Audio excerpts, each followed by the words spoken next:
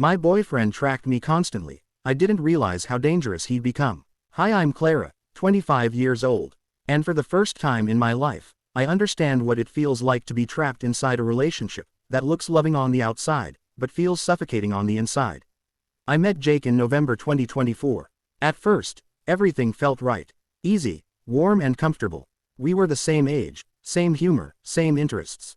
He was gentle, attentive, sweet in a quiet way. The kind of guy who listened when you spoke. The kind of guy who remembered small details. He didn't rush things. He didn't push. He didn't love bomb me. He felt safe. And after a few bad experiences in dating, safe felt like love. We started slow, texting, calls, long conversations about childhood, fears, dreams, future plans. He told me about his anxiety. I told him about my job. I work in hotel maintenance, fixing broken systems, broken machines, broken pipes, broken everything. My job keeps my body busy and my mind tired. Jake said he admired that about me. You're strong, he told me once. You handle things most people couldn't. That made me feel seen. When we became official, it felt natural. Like something that just made sense. The first few months were the honeymoon phase. Long calls, long texts, long visits. That feeling of always wanting to talk more. The kind of love where silence feels uncomfortable because you're scared of missing a moment. Then came Life360 app. He brought it up casually one night, during one of our long phone calls. I just worry about you, Clara, he said softly. What if something happens and no one knows where you are? He told me a story about a friend who got into an accident. How no one could find them for hours. How scared everyone was. I'd never forgive myself if something happened to you and I didn't know where you were. His voice sounded caring, protective, concerned, not controlling. It felt romantic, like someone wanting to protect you because they love you. So I downloaded Life360 app. At first, it actually felt nice. I'd get messages like, saw you got to work safe. Drive careful, okay. Text me when you're home. It felt like someone cared about my safety. It felt like love, and I didn't see the trap forming. Jake lived an hour away. Every visit meant planning, driving, gas money, long days. Slowly, without realizing it, his apartment became the center of the relationship. We were always at his place. My apartment became optional. A place we went sometimes. Not the main space. I didn't question it at first. Love always shifts your routines. You compromise. You adapt. You adjust. That's normal, right? The first moment that made me uncomfortable seemed small. I left the grocery store one evening. 5 minutes later, my phone buzzed. Hey, saw you leave.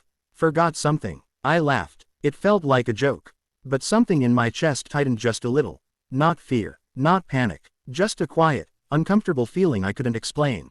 A tiny thought. Oh, he's watching. I ignored it. Months passed. By month 6, things had changed. Not suddenly, slowly. So slowly I didn't notice. The check-ins became constant. A normal day started to look like this. 7:30 a.m. A good morning call while I was driving to work.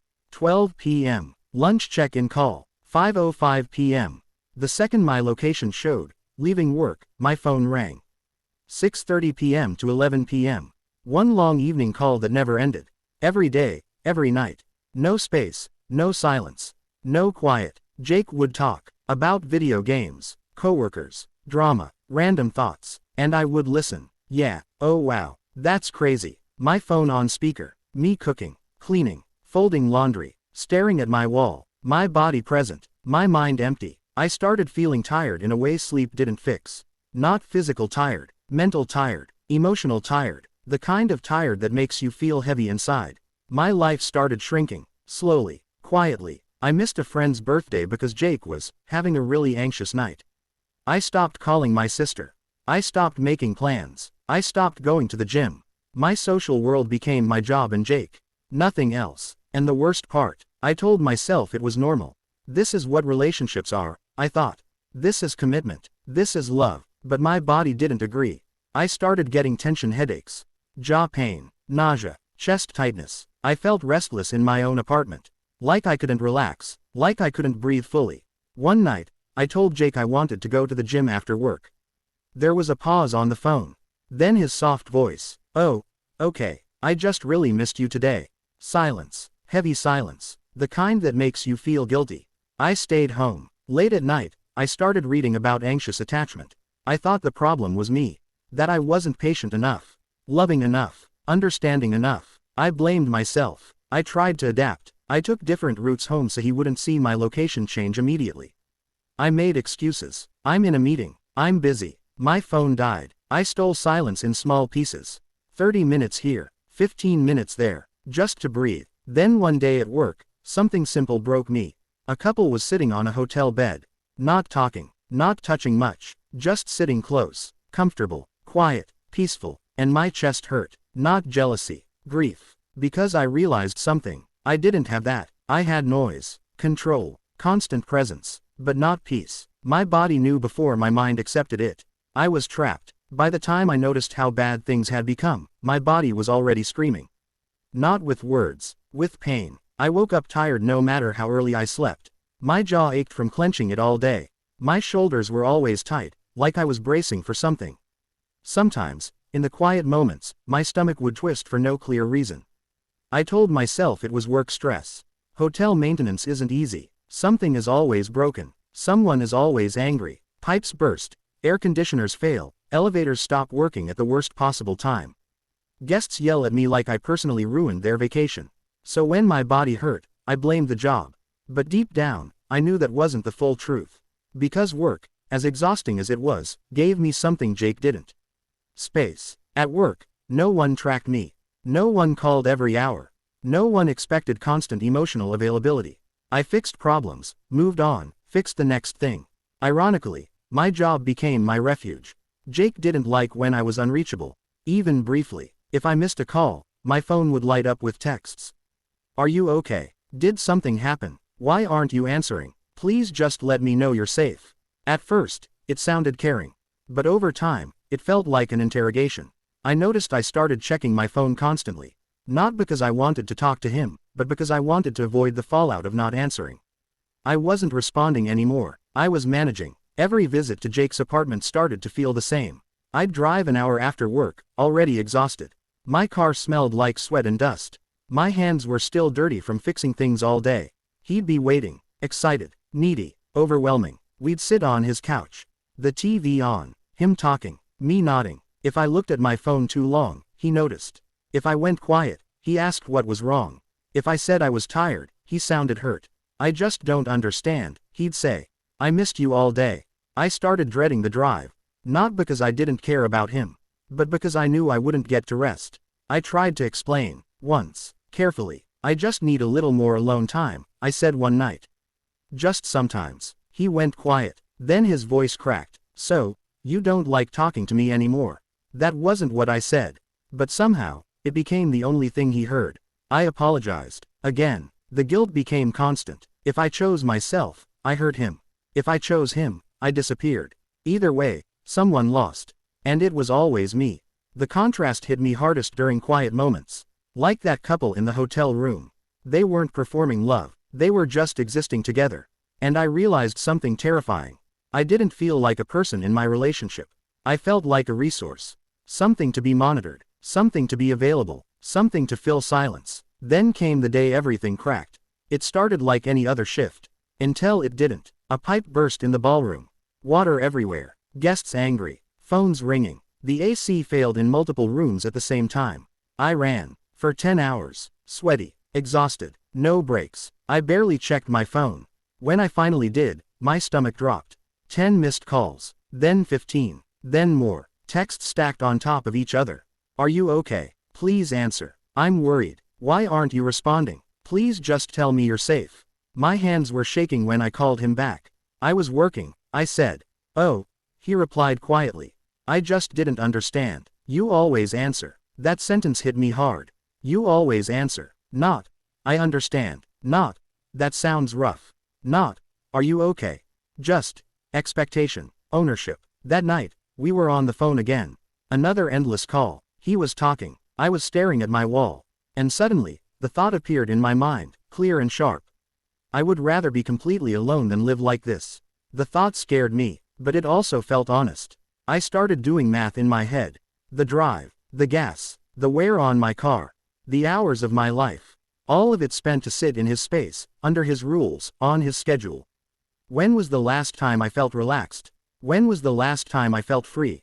I couldn't remember. The next day, I did something small. Something quiet. Something defiant. I turned off my location. Just for 1 hour. That's all. The reaction was immediate. Texts, calls, panic. Where are you? Why is your location off? Please turn it back on. Are you okay? My heart raced, but my mind was calm. Because now I knew. This wasn't care. This was control. Once I admitted to myself that I was leaving, something shifted. The fear turned into focus. I became methodical, careful. I researched quietly, controlling partner signs, digital abuse, constant tracking in relationships. Every article felt like it was describing my life. I started writing everything down in my notes app. Dates, times, what happened, how I felt, so I wouldn't forget, so I wouldn't gaslight myself later. I reached out to a friend I had neglected.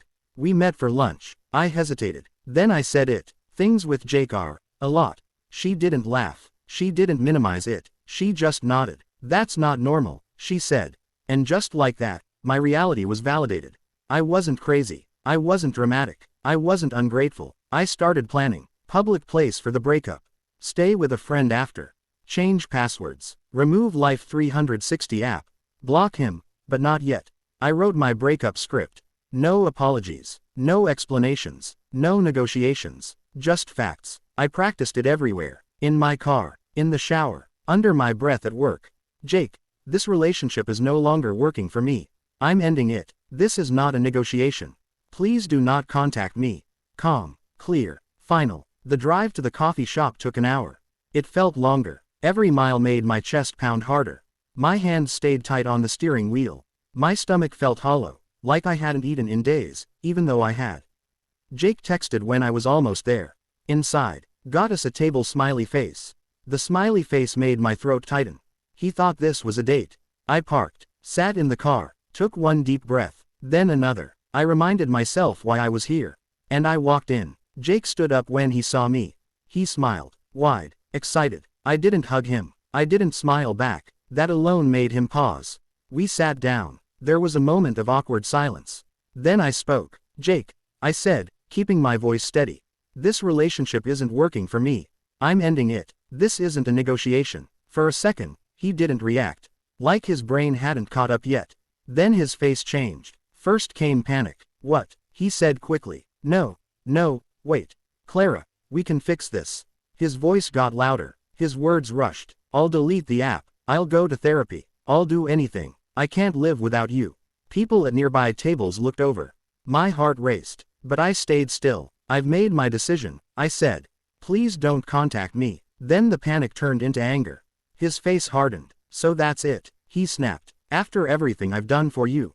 I said nothing. You're selfish, he continued. You don't love me enough. You're just giving up. The words stung, but they didn't change my mind. Then something strange happened. He grabbed his phone. I saw his thumb move fast. He was checking my location. Right there, in public. In that moment, any remaining doubt vanished. I stood up. The decision is final, I said. Do not contact me. And I walked out. I didn't look back. I got into my car and drove. My hands shook the entire way. I didn't cry. Not yet. I drove straight to my friend's house. When I pulled into her driveway, my whole body finally gave up. I started shaking, crying, gasping for air. She came outside and hugged me. Inside her house, sitting on her couch, I did it. I deleted Life360 app. I blocked his number. I blocked him everywhere. Instagram, Facebook, email. The leash was gone. For the first time in over a year, I was unreachable. Free. The first night felt strange. Quiet. Too quiet. I kept expecting my phone to ring. It didn't. I slept deeply for the first time in months. The freedom didn't last peacefully. He found ways around the blocks. Unknown numbers. Fake social media accounts. Messages begging. Messages accusing. Messages switching between love and rage. Then he showed up near my job. That scared me. I talked to hotel security. I filed a police report. I didn't want to, but I needed to feel safe. When things finally went quiet, a new feeling appeared. Grief. Not for him. For the idea of him. For the version of the relationship I thought I had. In the quiet of my apartment, I missed having someone there, not him, but the idea of companionship. That confused me, so I read my notes again. Every incident, every moment I felt trapped. And I remembered why I left. Love isn't supposed to feel like ownership. I started reclaiming small things. Eating what I wanted, watching shows alone, driving with the windows down. No one tracking me, no one waiting. A month later, my phone buzzed. 1 year ago today, a photo, me on his couch, smiling, but tired. I deleted it, then I opened my calendar. For the first time in over a year, I wrote something just for me.